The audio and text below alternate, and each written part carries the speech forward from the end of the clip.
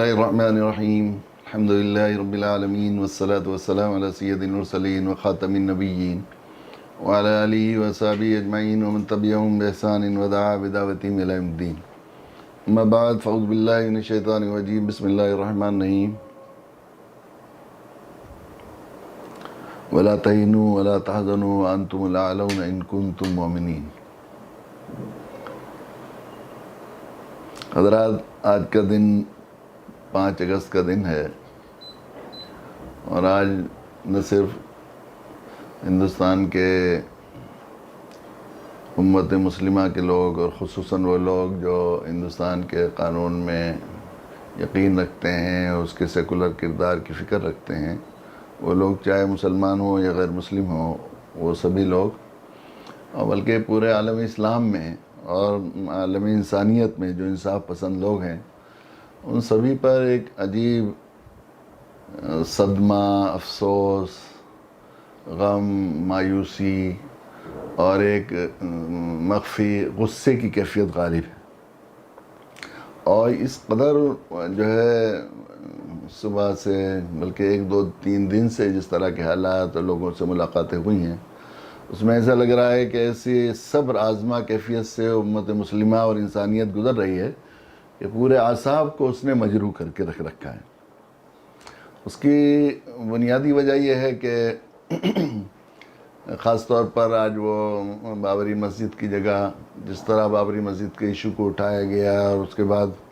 اس کو شہید کیا گیا، اس کی جگہ پر پھر عدالت کے ذریعے فیصلہ لیا گیا، اور پھر اس کے بعد اب آج بھومی پوجن کا جس طرح پر عید منایا گیا اور چراغاں کیا گیا. اس کے علاوہ کشمیر سے دفعہ 370 ہٹانے کی جو ہے وہ سالگرہ منانا، اور اس طرح کی دوسری چیزیں ہیں جو ہوتی رہی. جہاں تک بابری مسجد کی شہید و ویران ہو کر وہاں مندر بن جانے کا مسئلہ ہے، تو وہ کوئی ایک ہی مسجد نہیں ہے جس کا ہمیں غم اور افسوس ہونا چاہیے. ہمارے ملک ہندوستان میں کتنی بڑی تعداد میں مساجد اور اللہ کے بڑی شان والے گھر ویران ہیں. وہ صرف بادشاہوں کے بنائے ہوئے بھی ہیں اور نوابوں کے بنائے ہوئے بھی ہیں، اہل اللہ کے بنائے ہوئے بھی ہیں. 20,000 مسجدیں، کافی روز پہلے وقف بورڈ کے ایک ذمہ دار نے مجھے بتایا تھا کہ 20,000 مسجدیں ہریانہ، پنجاب، ہماچل اور دلی کے اس حصے میں جو مشرقی پنجاب کہلاتا ہے، مسجدوں کی شکل میں ویران ہیں. ان میں کچھ مندر بھی بنا دیے گئے ہیں، وہاں نہ ہونے کی وجہ سے دوسروں کے قبضے میں گھر بھی رہ رہے ہیں، بھینسیں بھی بندھی ہوئی ہیں. اور اس میں بہت سی ایسی مسجدیں بھی ہیں جو مندر بنائے ہیں ان لوگوں نے جو پہلے اس میں عبادت کیا کرتے تھے، ان لوگوں نے خود اپنے مرتد ہو کر بنا دی ہیں. ایسی بڑی تعداد ہے. اور ایسی بھی بہت سی مسجدیں ملک میں بھر میں موجود ہیں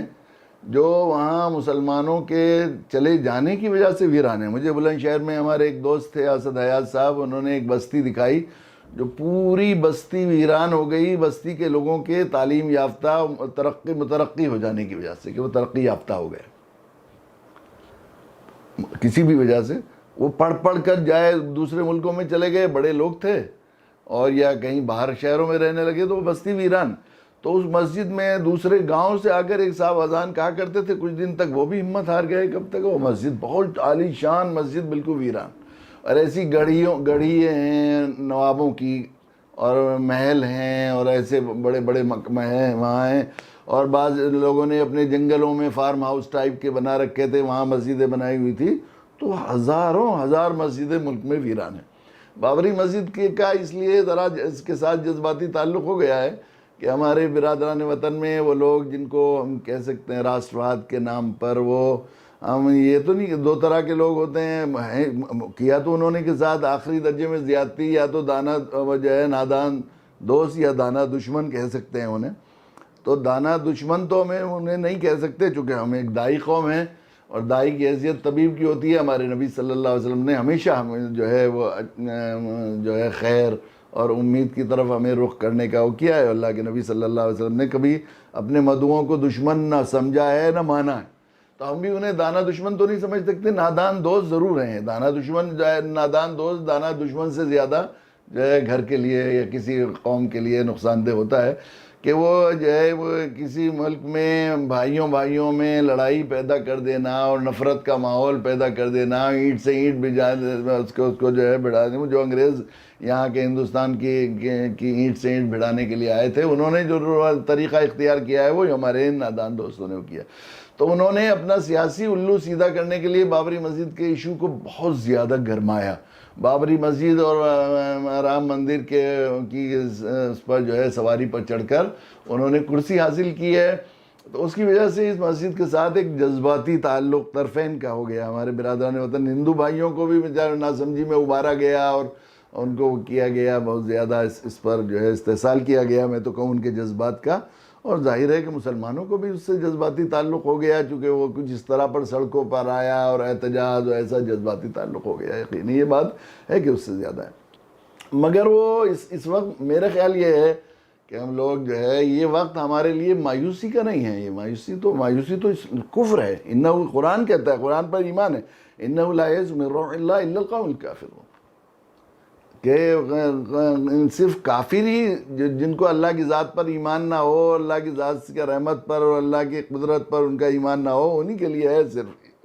جو ہے مایوسی. تو انہی کا شیوا ہے. ایمان والے کے لیے تو ایمان نے کہا وَلَا تَهِنُوا وَلَا تَحْزَنُوا وَأَنْتُمُ الْأَعْلَوْنَ إِن كُنتُم مُؤْمِنِينَ. تم کیوں گھبراتے ہو، کیوں مایوس ہوتے ہو، کیوں غمگین ہوتے ہو؟ تم ہی سربلند ہو. شرط یہ ہے کہ تم صاحب ایمان ہو. میرے خیال سے یہ ہے کہ ہم لوگ اصل میں اس کی ہمیں جو ہے ہمارے لیے اللہ کے نبی صلی اللہ علیہ وسلم کی ہر موڑ پر، اچھے حالات ہوں، برے حالات ہوں، مسائل ہوں، جو مسائل ہیں یہ بات بار بار میں اپنے دوستوں، ساتھیوں، دعات سے اور پوری امت مسلمہ بلکہ پوری انسانیت سے یہ بات میں عرض کرتا رہا ہوں. میں کیا عرض کرتا رہا ہوں، اللہ تعالیٰ نے ہمیں اس رخ پر سوچنے کا حکم دیا ہے. اسی لیے اپنے نبی جناب رسول اللہ صلی اللہ علیہ وسلم کو ایک ادنا جو ہے ایمان والا ہونے کی حیثیت سے اس سبق کو دہرانے کی ہم لوگ کوشش کرتے رہیں، تاکہ اذا تقررہ وہ یاد ہو جائے ہمارے شعور میں. بتکلف کہنے سے اللہ تعالیٰ ہمیں یقینی شعوری طور پر اس بات کا ایمان عطا فرما دیں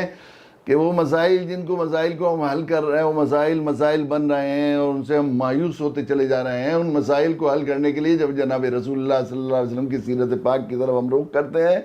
اللہ کے نبی کی سنت کے حوالے سے اور روشنی میں ہم انہیں حل کرنے کی کوشش کریں گے، تو وہ مسائل کو ہم وسائل بنا لیتے ہیں. یہ بات دیکھیں، اللہ کے رسول صلی اللہ علیہ وسلم کی ذات عالی ہمارے سامنے ہے، آپ کی سیرت. یہ بابری مسجد سے کروڑوں گنا محترم مسجد ہے، مسجد حرم. اس مسجد میں کوئی تقدس نہیں ہے، بس ایک تاریخی حیثیت رہی کہ بابر نے بنوائی. یہ بھی اس پر بھی بہت زیادہ وہ نہیں ہے. بابر نے بہت سی مسجدیں بنوائی یہاں پر، لیکن بنائی تو اس کو کوئی باقاعدہ اور مسجدوں کے مقابلے میں کوئی تقدس حاصل نہیں ہے. حرم مقدس تو سب سے زیادہ مقدس مسجد ہے. اس مسجد میں 360 بت رکھے ہوئے تھے، بت خانہ بنایا ہوا تھا اس کو. اور اللہ کے نبی صلی اللہ علیہ وسلم ایک صلح حدیبیہ کے وقت میں اتنی بڑی تعداد میں آپ کے ساتھ صحابہ موجود تھے کہ اگر زبردستی حملہ کر کے اس میں سے بتوں کو نکال کے اس مندر کو گویا بت خانے کو پھر مسجد بنا دیا جاتا تو کوئی مشکل نہیں تھا. لیکن اللہ کے نبی صلی اللہ علیہ وسلم نے زبردستی اسے جواز آرائی کے راستے کو اختیار نہیں فرمایا، بلکہ اللہ کے نبی صلی اللہ علیہ وسلم نے بحیثیت طبیب، بحیثیت دائی، بحیثیت رحمت للعالمین، بجائے اس اینٹوں کی مسجد کے بجائے وہ جو دل کی مسجد ہے جس میں اللہ کے علاوہ غیر اللہ کا ٹھہرنا، اور یہ فکر کی مسجد ہے جس میں دماغ میں اللہ کے علاوہ غیر کی خدائی کا بیٹھنا اور یقین و عقیدہ بیٹھنا، یہ اس مسجدوں میں کے مندر بن جانے سے کہیں زیادہ خطرناک تھا. تو اللہ کے نبی صلی اللہ علیہ وسلم نے دلوں کے اندر سے کفر و شرک اور دلوں میں بسے ہوئے بتوں کو ہٹانے کی کوشش کر کے ان کو مسجد بنایا، ان کو اللہ کی جو ہے مادگاہ بنایا. اور پھر یہ دیکھا کہ وہ سب لوگ جو ہے جو وہ لوگ تھے وہ سب جو ہے خود اپنے ہاتھوں سے وہ اس بات پر آمادہ ہو گئے کہ اس گھر کو کفر و شرک سے پاک کریں. یہ ہمارے لیے ہے اور اسی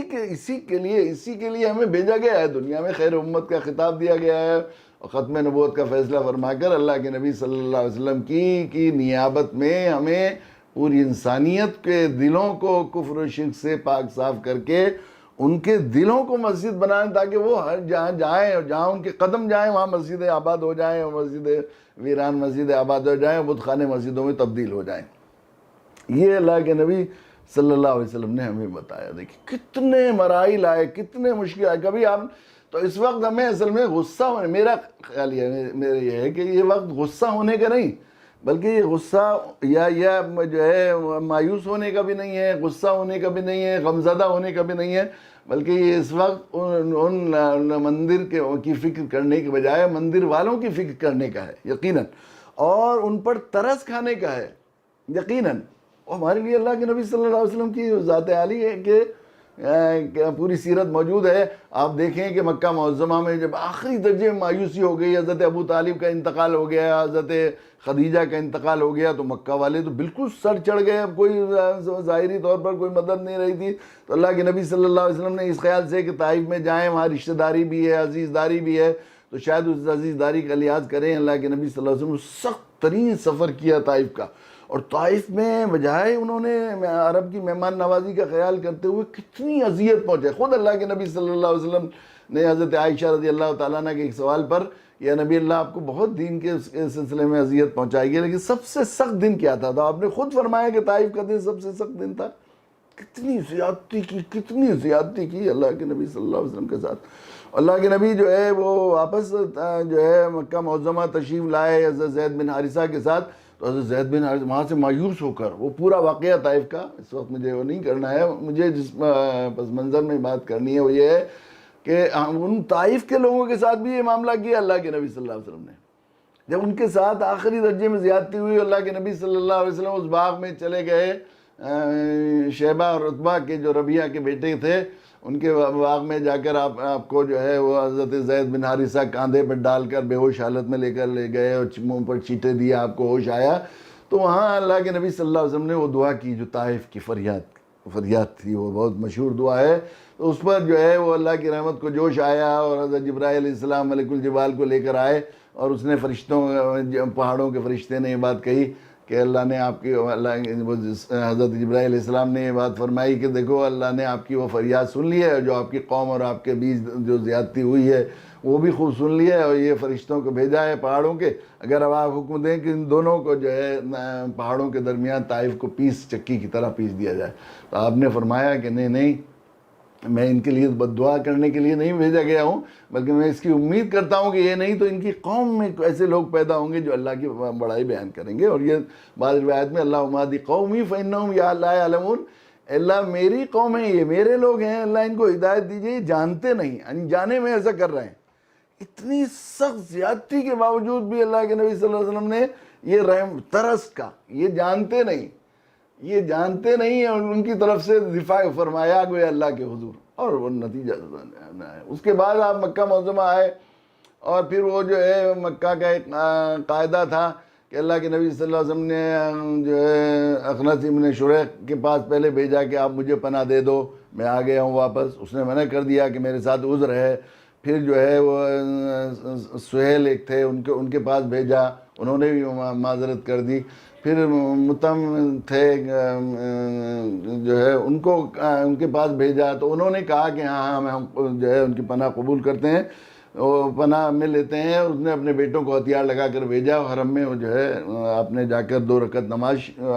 ادا کی۔ وہاں جو ہے سرداران قریش بیٹھے ہوئے تھے، مذاق کر رہے تھے۔ ابو جہل نے دیکھا کہ اللہ کے نبی صلی اللہ علیہ وسلم نماز پڑھ رہے ہیں، تو اس نے کسی کو جو ہے وہ کیا کہ کوئی ایک بڑا سا اوج لاؤ، اٹھا کر اونٹ کا اوج اٹھا کر لے کر آیا، اور وہ آپ کے سر اقدس پر ڈال دیا۔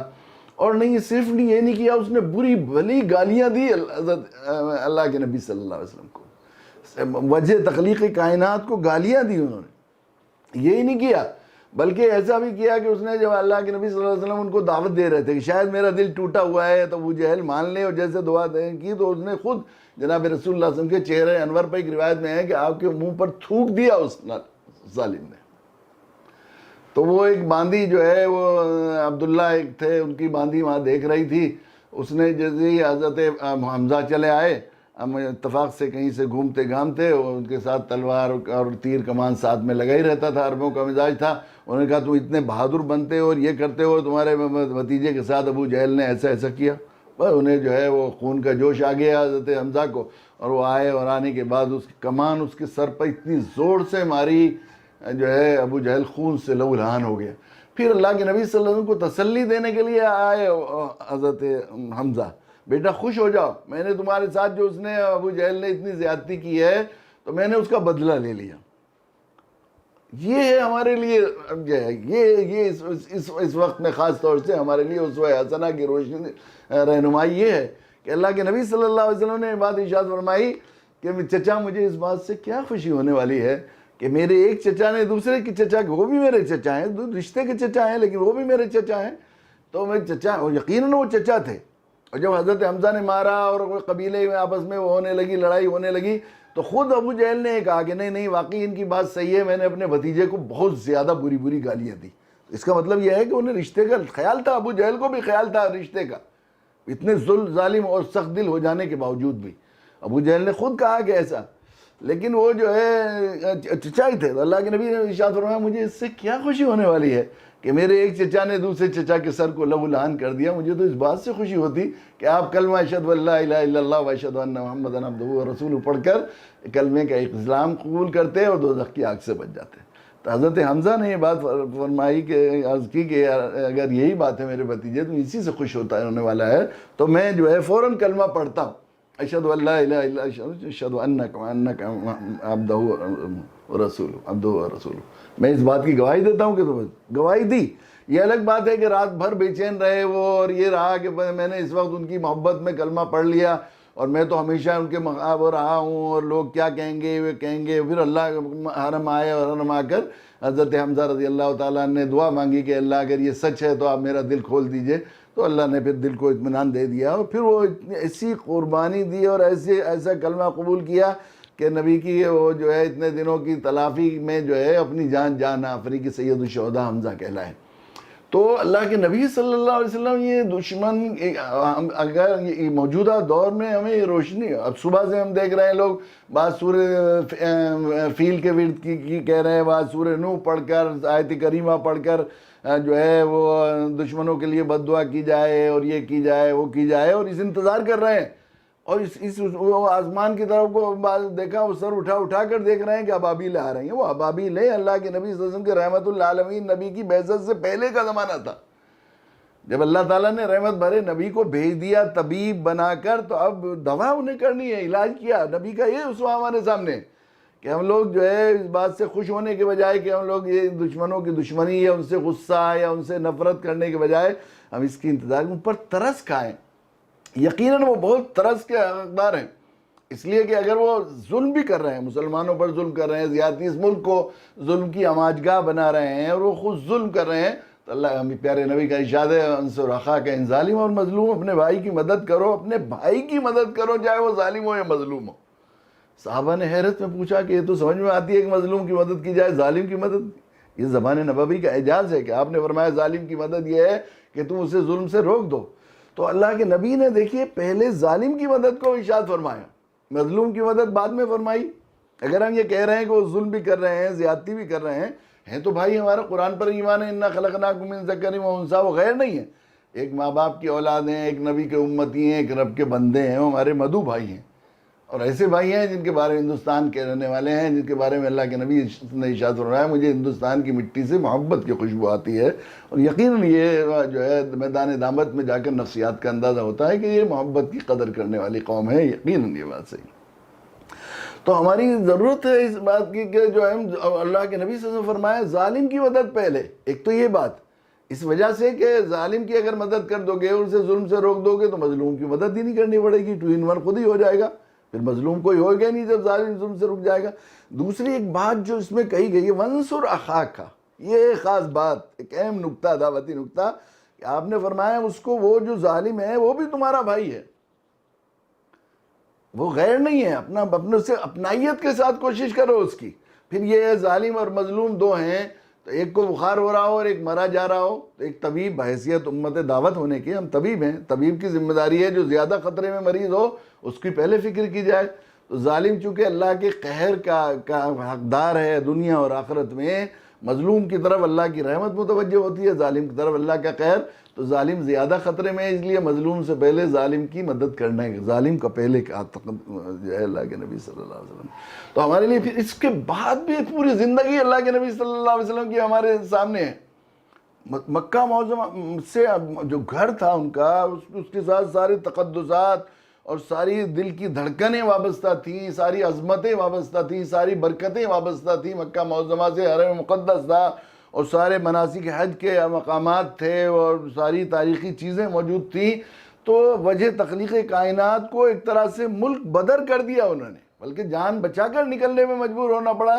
چلے مکہ چلے گئے 450 کلومیٹر، اور آخری درجے میں اتمام حجت کر کے گئے تھے، یہاں ایک کے پاس 70 مرتبہ جا کر دعوت کی، اتمام حجت ہو گئی تھی۔ اس کے بعد آپ صلی اللہ علیہ وسلم مدینہ منورہ پہنچے، پھر بدر میں لڑائی کرنے کے لیے آئے، پھر عہد میں آئے، لڑائی جو ہے جو اس میں ون منہ کی کھائی اور جو ہے اللہ کی طرف سے غیبی مدد دیکھی، تو پھر جو ہے پھر اور غصہ بھڑک گیا اور زیادہ تیاری کر کے عہد میں آئے، اور رشتہ داروں نے اور عزیزوں نے ایسی زیادتی کی، سید 70 جانباز صحابہ کو شہید کیا، سیدنا حمزہ کا کلیجہ نکالا گیا، ناک کان کاٹ کر روئے گئے، مسئلہ بنایا۔ اللہ کے نبی صلی اللہ علیہ وسلم لاشوں کو تلاش کرتے ہوئے، پیارے نبی صلی اللہ علیہ وسلم جب وہاں پہنچے جو ہے اپنے چچا کی لاش پر، تو اب پھوٹ پھوٹ کر رونے لگے، کوئی ہے نہیں جو میرے چچا کو روئے۔ مدینہ کی عورتوں کو معلوم ہوا تو سب سروں پر کپڑے ڈال کر عہد کی طرف کو روک کرنے لگی، ہمیں نہ رونے والے یا نبی اللہ، لیکن اللہ کے نبی صلی اللہ علیہ وسلم نے فرمایا اسلام میں نوحہ نہیں۔ پھر آپ کو سر دھکا دے دیا گڑے میں، سر اقدس پھٹ گیا، خون بہہ رہا ہے، سیدہ فاطمہ آئیں روتی ہوئی، اور آپ نے کھجور کی چھال جو ہے جلا کر سر میں بھری تو خون بند ہوا۔ لوگ آئے یا نبی اللہ صلی اللہ علیہ وسلم، آپ ان کے لیے، آپ تو اللہ کے نبی ہیں، ان کے لیے بد دعا کیجئے۔ آپ نے فرمایا انی لبعث لعانا ولکن بعثت داعیا ورحمۃ، میں لعنت بھیجنے والا نہیں بنا کر بھیجے گیا ہوں، میں داعی اور رحمت بنا کر بھیجے گیا ہوں۔ اللہم اہد قومی فانہم لا یعلمون۔ آپ کی رحمت بری ذات کو یہ خیال آیا کہ جو قوم اپنے نبی کا خون زمین پر بہاتی ہے اس پر اللہ کا عذاب آ جاتا ہے، اس لیے خیال آیا تو آپ نے فوراً ہاتھ اٹھا لیے آسمان کی طرف کو اور دعا مانگی، اللہ میری قوم کو ہدایت دیجئے، یہ جانتے نہیں۔ ان پر ترس، غصہ نہیں فرمایا آپ نے، ترس کا۔ ایک طبیب، درد مند طبیب ہونے کی حیثیت سے ان کے مرض پر کوئی پاگل ہو رہا ہو، چیخ رہا ہو، چلا رہا ہو، اپنے طبیب کو مار رہا ہو، تو طبیب اس سے دو بدو نہیں کرتا، بلکہ تڑپتا ہے اس کی کہ کیوں بیماری، یہ چیخ رہا ہے، چلا رہا ہے درد میں، تو اور یہ بھاگ رہا ہے اسپتال چھوڑ کر، اسپتال کی چیزوں کو توڑ رہا ہے درد کی شدت میں یا پاگل پن میں، تو طبیب ہمیشہ اس پر ترس کھاتا ہے۔ ترس کھا کر اللہ کے نبی صلی اللہ علیہ وسلم فَإِنَّهُمْ لَا يَعْلَمُونَ، اے اللہ میری قوم کے لوگ ہیں، ان پر یہ ہے اسوہ حسنہ ہمارے لیے کہ اتمام حجت، وہ جو ہمیں جو اصل میں جو کتاب المغازی میں اللہ کے نبی صلی اللہ علیہ وسلم کی سیرت پاک کی چیزیں آتی ہیں، وہ دعوت کی اتمام حجت کے بعد شروع ہوتی ہیں، اور یہ اللہ کے نبی صلی اللہ علیہ وسلم نے اتمام حجت کے بعد غزوات کے زمانے کا دور ہے عہد کا جو واقعہ ہے۔ لیکن اس وقت بھی اللہ کے نبی صلی اللہ علیہ وسلم نے ان کے ساتھ غصہ، جلال، دشمنی، غیریت، بیگانیت، اس طرح کا جو ہے جذبہ رکھنے کے بجائے یا مایوس ہونے کے بجائے، مایوس بھی نہیں ہوئے آپ، اللہ کے نبی صلی اللہ علیہ وسلم، آپ طبیب تھے، ایک طبیب کو مایوس ہونا آخری سانس تک شفا کی امید ہے، یہ لا علاج کہہ دینا، لا علاج جو کہہ دینا یہ طبی جرم کہلاتا ہے۔ یہ آخری سانس تک بہت سے لوگ ایسے ہیں جنہیں ڈاکٹروں نے جواب دے دیا اور پھر اللہ تعالیٰ نے ان کو شفا فرمائی۔ اس طرح آخری سانس تک جب تک ہدایت کی ظاہر امید ہے، آخری سانس تک کتنے لوگ ایسے ہیں جو آخری سانس میں کہ دشمنی کرتے رہے اور ہدایت یاب ہو گئے، اللہ تعالیٰ نے ان کو ہدایت دیا۔ تو پھر مایوس ہونے کی کوئی بات بھی نہیں، دشمنی اور نفرت کی بھی کوئی بات نہیں، ہمیں ترس کھانا چاہیے ان پر، اور یقیناً یہ بات صحیح ہے فَإِنَّهُمْ لَا يَعْلَمُونَ۔ ہم ایمان والے ہیں، ہم سب کو اس بات پر ایمان ہے کہ جو شخص کفر اور شرک میں جی رہا ہے وہ اللہ کا باغی اور غدار ہے اللہ کی زمین پر رہ کر، تو وہ قابل ترس ہے، وہ فکر کے لائق ہے، وہ غصے کے لائق نہیں، وہ فکر کے لائق ہے، وہ ہمیں ہمارے اوپر ترس کے لائق ہے کہ ان کی کوشش کریں۔ اگر ان کو یہ معلوم ہو کہ یہ راستہ جس راستے پر ہم چل رہے ہیں اور یہ جو ہے اللہ کے گھروں کو غیر اللہ کی عبادت کی جگہ بنا رہے ہیں، وہ کر رہے ہیں، تو پھر ہم جو ہے دوزخ میں جائیں گے اور ہماری نجات نہیں ملے گی، کیا کوئی عقل مند آدمی جسے موٹی سی بھی عقل ہو وہ کیا اس راہ پر چل سکتا ہے؟ تو بیچارے ناسمجھی میں ایسا کر رہے ہیں، ناسمجھی میں آگ کی طرف جا رہے ہیں، غلط راستے پر جا رہے ہیں، نادانی میں بیچارے، اور اس نادانی کے بیک واسطہ مجرم ہم ہیں کہ ہم نے ان کو سمجھایا نہیں۔ صحیح بات یہ ہے، اگر ہم نے سمجھایا ہوتا تو یہ یوں بھی مایوسی کی ہے۔ دیکھیے قدرت کا اللہ کی سنت یہ ہے کہ جب اگر ہمیں لگ رہا ہے کہ آخری درجے میں اندھیرا ہو رہا ہے اور آخری درجے میں اندھیر ہے اور ظلم ہے، تو یہ اللہ کا قاعدہ ہے کہ جب اندھیرا آخری درجے میں ہوتا ہے تو پھر سحر ہوتی ہے۔ اور اسلامی تاریخ بھی بتاتی ہے کہ جب بھی اللہ کے نبی صلی اللہ علیہ وسلم کے زمانے میں جو بت پرستی اور ظلمات کا دورہ تھا، اور پھر کیسے پاؤں پھٹی اور کس طرح اسلام کے نور سے پوری دنیا آج تک منور ہے، اس کے بعد بھی تاریخ میں اس طرح کے واقعات آتے رہے۔ صلاح الدین ایوبی کے زمانے سے پہلے دیکھیے، تاتاریوں کے زمانے سے پہلے دیکھیے، وہ ہمارے یہاں ہندوستان میں بھی کئی ایسے مراحل ہوئے ہیں جن کے بعد اللہ تعالیٰ نے جو ہے وہ اندھیروں میں سے روشنی نکالی، اور یہی علاج ہے۔ ابھی اگر ہم لوگ اس ذمہ داری کو ادا کریں اور ہم جو ہے بجائے غصہ اور جلال کرنے کے بجائے تو ہم لوگ اپنی ذمہ داری دعوتی پوری کریں اور ان کو غیر دشمن سمجھ کر غصہ، جلال، مایوسی، غم اور صدمہ کرنے کے بجائے اپنی صحیح ذمہ داری کو ادا کریں، اپنی طبی ذمہ داری اور دعوتی ذمہ داری کو ادا کریں، تو انہی میں سے کتنے لوگ آج کے زمانے میں ایسا ہو رہا ہے، کتنے لوگ اسلام کے دشمن ہیں، جب ان تک اسلام پہنچ رہا ہے تو وہ اسلام کے حامی بن رہے ہیں۔ فرانس میں کئی بڑے ایسے لیڈر جو نقاب کے خلاف تحریک چلانے والے اور اسلام کے خلاف تحریک چلانے والے کئی اہم ترین ذمہ دار لوگ ایمان لائے۔ ہالینڈ کے جو ہے جارن وان، کتنے بڑے اسلام دشمن اور اسلام مخالف تھے وہ، کہ انہوں نے جو ہے اللہ کے نبی اس سے زیادہ اسلام مسلمانوں کے لیے اذیت ناک کام کرنے والا، میں سمجھتا ہوں کہ مسلمانوں کے لیے سب سے زیادہ اذیت ناک اگر کوئی چیز ہو سکتی ہے تو اللہ کے نبی صلی اللہ علیہ وسلم کی شان میں گستاخی اور بے ادبی، اور صرف شان میں گستاخی اور بے ادبی نہیں، بلکہ اس نے جو ہے اللہ کے نبی صلی اللہ علیہ وسلم کے اہانت آمیز کارٹونوں کی ایک کمپٹیشن منعقد کرنے کا اس شخص نے اعلان کیا تھا، تاریخ متعین کر دی تھی، اس کے لیے انعام طے کر دیے تھے، پورا سسٹم اور پورا نظام وہ بنا دیا تھا، اس کا پورا بنا دیا تھا، لیکن اللہ تعالیٰ نے اس کو خود بغیر کسی کے دعوت کے، اسلام ایک انسان کے اندر کی پیاس ہے، اور کسی طرح قرآن کے خلاف کتاب لکھنے کے سلسلے میں اسے اللہ تعالیٰ نے جو ہے سمجھایا، اور پھر وہ جو ہے خود یہ بات کہتے تھے کہ ہماری پوری تحریک اور پوری جو ہے جماعت کی کوشش یہ تھی کا نشانہ اور ہدف یہ تھا کہ ہر کری اور ناپسندیدہ چیز کو مسلمانوں اسلام سے منسوب کر کے اس کو جو ہے میڈیا کے ذریعے ہائی لائٹ کیا جائے۔ تو میں اگر یہ کہوں کہ اس وقت کا ابو لہب یا ابو جہل مسلمان ہو گیا، جوربان کی حیثیت یہ تھی،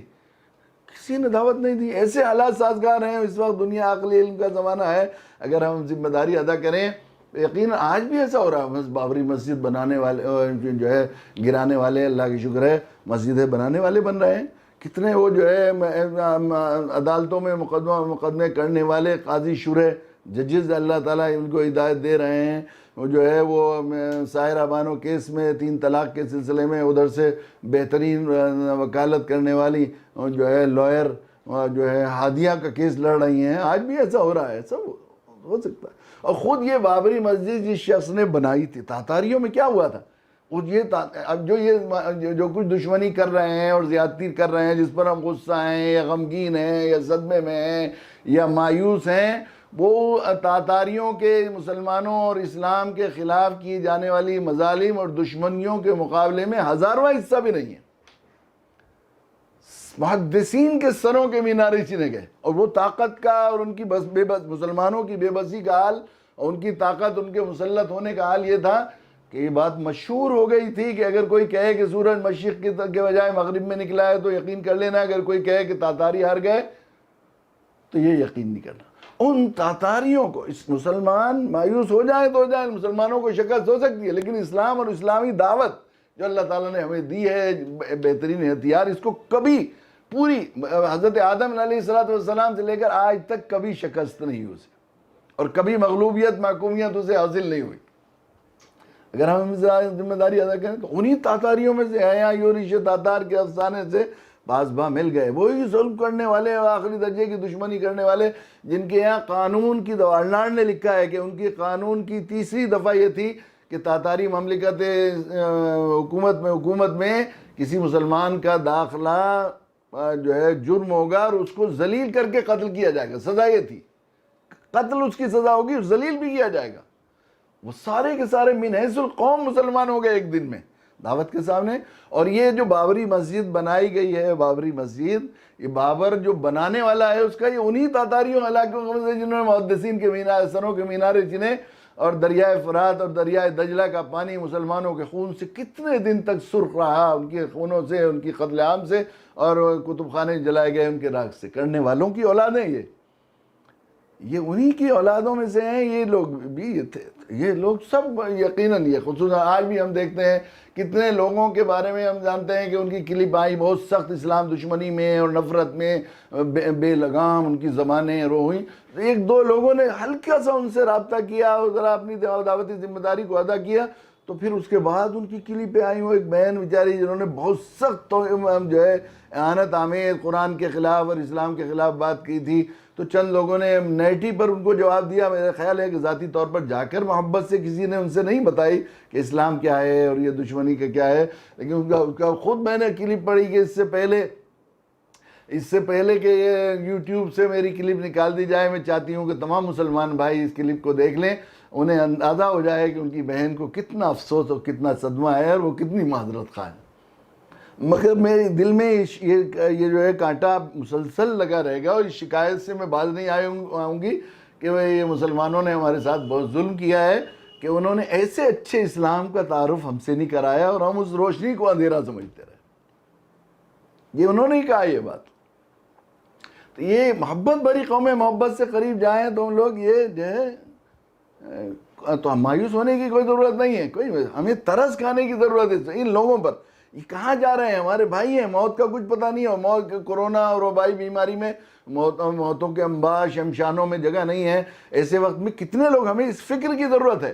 اور اس پس منظر کی ضرورت ہے کہ کتنے لوگ بیچارے ہمارے ملک میں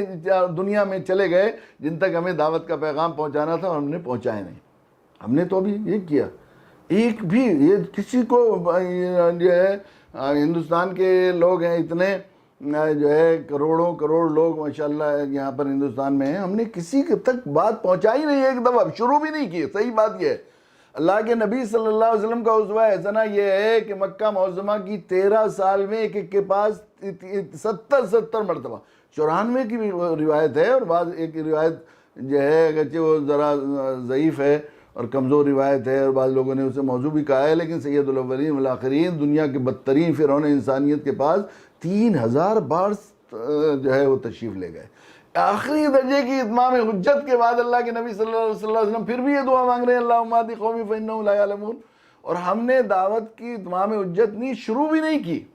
میں یقین سے یہ بات کہہ رہا ہوں کہ ہمارے ہندوستان کے 1 ارب 10 کروڑ لوگوں میں سے 1 ارب 9 کروڑ، اور اگر میں کہوں کہ 50 لاکھ بلکہ اس سے بھی زیادہ لوگ ایسے ہیں جن تک دعوت کی بات شروع ہی نہیں کی گئی، کسی نے پہنچایا نہیں۔ ایک دفعہ قولوا لا الہ الا اللہ تفلحوا، وہ بھی ان کے کان میں نہیں پہنچا، اسلم تسلم بھی کسی نے عربی میں نہیں کہا ان سے، اور ہم یہ انتظار کریں کہ آسمان سے ابابیلیں آ جائیں گی اور یہ ہو جائے گا۔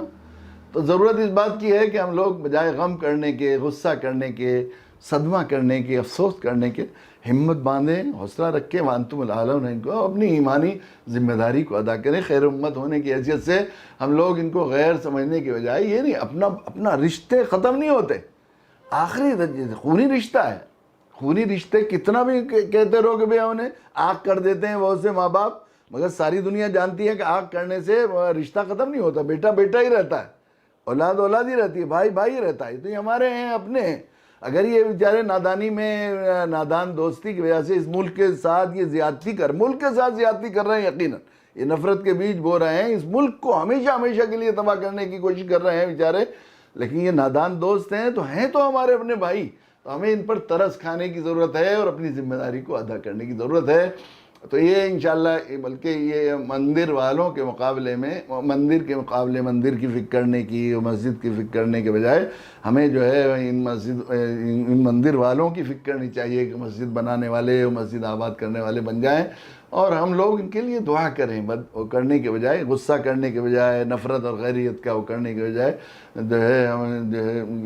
ضرور کریں۔ اور یہ زمانہ قرب قیامت کا دور ہے، اس میں تو مایوس ہونے کی کوئی ضرورت ہی نہیں ہے۔ علم عقل کا زمانہ ہے، علمی عقلی ذہنیت کو اسلام کے علاوہ کوئی چیز متاثر نہیں کر سکتی۔ آثار قیامت سارے تقریباً قرب قیامت کے آثار ظاہر ہو گئے ہیں۔ قرآن نے کہا ہے جو ہے والذی ارسل رسولہ بالہدی ودین الحق لیظہرہ علی الدین کلہ، وجہ اللہ جس نے اپنے رسول کو ہدایت کے ساتھ مبعوث کیا ہے، اس کا اعلان دین حق ادیان بیت اللہ پر غالب آئے گا۔ اللہ کے نبی نے فرمایا ہر کچے ہر پکے گھر کے اندر اسلام داخل ہوگا،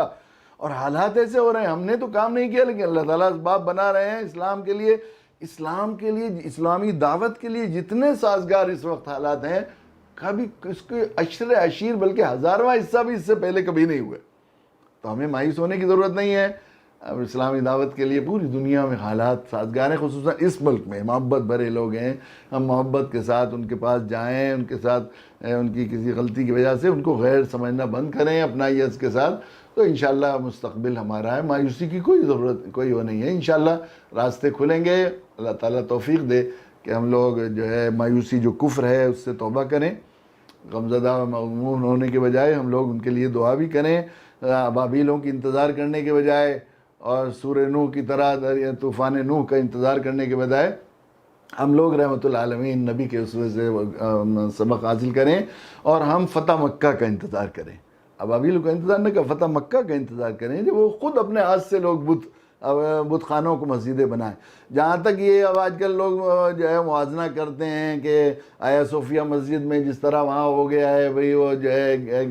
میوزیم کا وہ بنا دیا گیا ہے، مسجد بنا دی گئی ہے، تو اس طرح یہاں بھی ہو رہا ہے، تو کیا بات ہے جہاں جہاں ہوتا ہے۔ یہ بھی لوگوں کو ہم نے تعارف نہیں کرایا، انہیں معلوم نہیں ہے کہ اسلام میں کسی طرح اس کی گنجائش نہیں کہ ناجائز طریقے پر کسی زمین کو قبضہ کرے، سرکاری ہو یا کسی کی ذاتی ہو، اس پر کبھی مسجد بن ہی نہیں سکتی، اس پر نماز پڑھنے کی جائز ہی نہیں ہے، کسی کی ناجائز مقبوضہ مسجد پر نماز پڑھنا جائز ہی نہیں۔ پوری تاریخ موجود ہے، محمد فاتح جو ترکی کے بہت بڑے عظیم رہنما اور فرما روا تھے، انہوں نے چرچ ہمیشہ بیچتے رہے ہیں ہمارے عیسائی بھائی، ہمیشہ۔ امریکہ میں کتنی چرچز ایسی ہیں جن کے قمار خانے اور جوا خانے اور وہ بار بنے ہوئے ہیں، وہ بیچ دیتے ہیں، وہ تو ان کے یہاں ہے، ان کی شریعت میں اس کی گنجائش ہے کہ وہ بیچ دیتے ہیں، وہ بیچے ہیں۔ وہاں پر بہت سی مسجدیں بنی ہوئی ہیں، انہیں کوئی اعتراض نہیں، وہ تو ہوتا ہے وہاں پر۔ تو اس مسجد کو اس گرجا کا چونکہ وہاں پر وہ نہیں تھا، اس لیے جو قیمت وہاں موجود تھی اس قیمت جو ہے موقع کی قیمت سے کہیں زیادہ قیمت دے کر سلطان محمد فاتح نے وہ گرجا خریدی تھی اور اس کی مسجد بنائی تھی، اور اس کی باقاعدہ رسید تک آج کل ترکی کی میوزیم میں موجود ہے جو انہوں نے ادا کی تھی۔ تو وہ غصب کر کے یا قبضہ کر کے یا ناجائز قبضہ کر کے نہیں مسجد بنائی گئی، بلکہ مسجد کے لیے خرید کر مسجد بنائی گئی تھی۔ اب اس میں میوزیم بنا دیا تھا بعض لوگوں نے، تو پھر اللہ تعالیٰ جزائے خیر دے موجودہ جو ہے رہنما کو کہ انہوں نے پھر دوبارہ اسے مسجد کو بنایا۔ تو ظاہر ہے کہ یہاں یہ قبضہ کی گئی مسجد اور شہید کر کے مسجد کی جگہ مندر بنانے سے اور اس کا کوئی موازنہ نہیں کیا جا سکتا۔ یہ بھی ہماری غلطی ہے کہ ہم نے صحیح صورتحال کا تعارف نہیں کرایا اور اسلام کے اس قانون کی بھی ہم نے انہیں نہیں سمجھا سکے۔ جہاں تک ہمارے بڑوں اور بزرگوں اور علماء کا جہاں تک سوال ہے کہ بھئی انہوں نے جو ہے وہ انہوں نے جو کوشش کی، یقیناً شرعی حدود میں، ہم لوگ شرعی حدود میں کوشش کے مکلف ہیں، اختیاری کوششوں کے مکلف ہیں۔ آخری درجے میں انہوں نے کوشش کی ہندوستان کے قانون کی روشنی میں اور قانون کے حدود میں رہتے ہوئے جو کچھ اس کی بازیابی کے لیے کوشش کی جا سکتی تھی وہ کوشش کی۔ اب جو ہمیں دوسرے اس کے بعد شرعی حدود میں کوشش کے لیے جو ہمارے لیے راستہ کھلا ہوا ہے اور جو کبھی ختم نہیں ہوگا، وہ یہ ہوگا کہ مندر بنانے والوں کی ہم فکر کریں، ان کے دلوں سے جو بت خانے ہیں ان کو پاک صاف کر کے ان میں توحید کے نور سے ان کو منور کریں۔ اللہ تعالیٰ ہمیں توفیق عطا فرمائے۔ وآخر دعوانا الحمدللہ رب العالمین۔